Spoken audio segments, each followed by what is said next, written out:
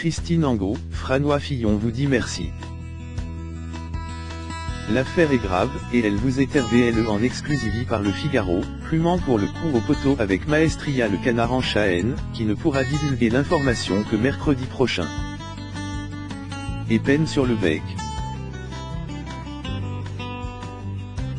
Ne reculant devant aucun sacrifice pour orienter comme il se doit le vote de nos lecteurs, nous avons veillé tard dans la nuit pour nous procurer copie d'un contrat liant l'avocat franco-libanais Robert Burgi. Pour ceux qui auraient hiberne tout l'hiver, il s'agit de l'homme qui a grassement finante la garde-robe somptuaire de Franois Fillon, et Madame Christine Angot, écrivain de son théâtre et femme de gauche dans tous états. Ce document, dont l'authenticité ne saurait être contestée, apporte la preuve irréfragable que la romancière a été tribuée pour une prestation le jeudi 23 mars dans l'émission politique de France 2, au cours de laquelle elle avait pour mission d'agresser violemment le candidat des Républicains afin de revigorer la cote de popularité celui, devenu aussi plate que l'encéphalogramme de Franois Hollande pendant un conseil des ministres. Coupons d'angle l'herbe sous le pied des Vitou prend des tracteurs de la grande penseuse hexagonale qui serait ENTS, avec une perfidie jupiste, de revisiter la cultissime boutade de Pierre Desproges Elgar de Marguerite Duras et de scrier, Christine Angot n'a pas hérité que des conneries, elle en a herci aussi. Que nenni. C'est oublier un peu vite qu'il suffit d'une simple lettre pour métamorphoser l'autrice en actrice. Avec une virtuosie saisissante digne d'une Sarah Bernhardt sous extasie, Madame Angot s'est acquittée d'un réquisitoire détonnant mais qui ne t'est pas détonne au sein du tribunal des flagrants délires. Durant un quasi-soliloque aussi bourrifant que roboratif, la grande PR13 de la littérature franaisa, au PR texte d'exprimer son ressenti, herburgit une invective biliaire vénéneuse sur un Franois Fillon trop sto que pour TRE honteux. Pas de doute, tout cela sent le coumon. Occuper le DTR corrompu, de ne reculer devant rien, de faire risquer la France une victoire de l'horrible Marine Le Pen, l'ex-premier ministre ne se départit pas de son sang-froid légendaire, parvenant ainsi se victimiser habilement en se retranchant avec une candeur de chaisir derrière la présomption d'innocence.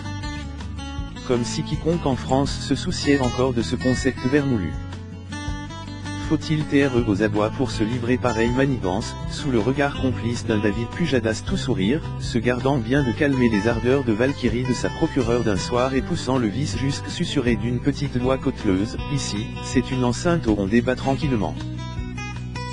Pleinement habillé par son air le de Marthe TRE, la dramaturge acheva sa diatribe en apothéose, se gaussant du chantage au suicide du député républicain, qui nous ferait ainsi le coup de Bergovois, nous assurait-elle, trahissant par elle-même le caractère PRMD de son intervention.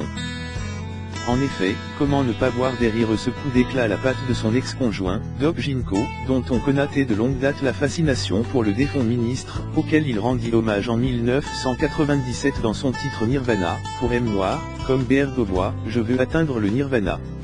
Autre indice flagrant de cette grossière mise en SCNE, elle tincelant bracelet que Madame Angot arborait son gracile poignet pour tailler ses accusations de corruption. Bijou qui lui fut offert il y a 10 ans par une amie écrivaine, laquelle espérait lui soutirer en retour une recension complaisante de son dernier livre.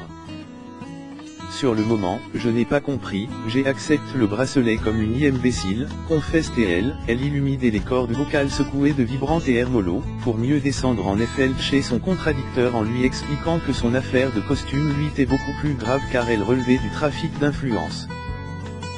Moi, j'ai rendu les costumes, lui rétorqua-t-il du tac au tac. D'une part, il nous gratifie une fois de plus d'un mensongeon. Un témoin oculaire, qui souhaite garder l'anonymat pour des raisons que l'on comprendra aisément, nous a certifié que les vêtements incriminés et en héralite dissimulés dans la penderie double fond d'une chambre d'amis, au bout de l'aile droite du CHTO du couple Fillon. Une simple perquisition pourra le confirmer.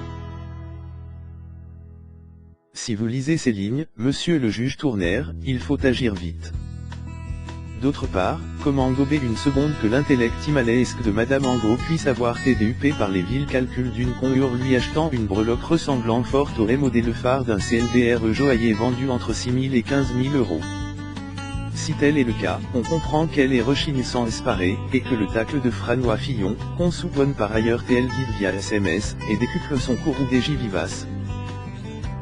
déployant un répertoire époustouflant d'intensités dramatiques, puis dans les racines des grands classiques de la littérature et du cinéma, agitant ses bras tel l'empereur Palpatine PRT faire jaillir d'éclairs, adoptant un rictus absolument hostile tel Gollum PRT vous sauter la gorge pour conserver son précieux anneau, la voile qui repart de plus belle, de l'autre c'était de elle prend, les gens ils sont dans le METAT que moi.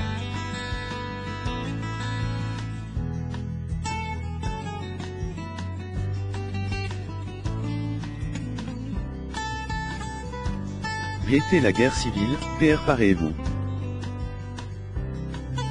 Puis d'enchaîner sur un ton M chamant narquois à Jack Nicholson dans Shining, oh, il est triste, il me fait de la peine. Il est blesse. Avant de conclure sans vergogne, APRS avoir monopolise la parole pendant 8 minutes de vocifrations histrioniques, que, de toute façon, on ne la laisse pas parler. En guise d'épilogue, Elcriven se ménage une sortie de plateau théâtral non sans avoir LCH une ultime réplique criante de Véry, et c'est elle qu'on prend toute la mesure du talent de Tragdienne de Madame Angot, il Pujadas m'a fait venir parce que ce que je viens de vous dire, ils ne peuvent pas le dire. Face un parterre de spectateurs cantois et de téléspectateurs MDUS, en croire les réactions fusant sur les réseaux sociaux, ce duel aussi fictif qu'un emploi d'attache parlementaire a parfaitement atteint son objectif. On visualise déjà les sondages s'emballer DS la semaine prochaine.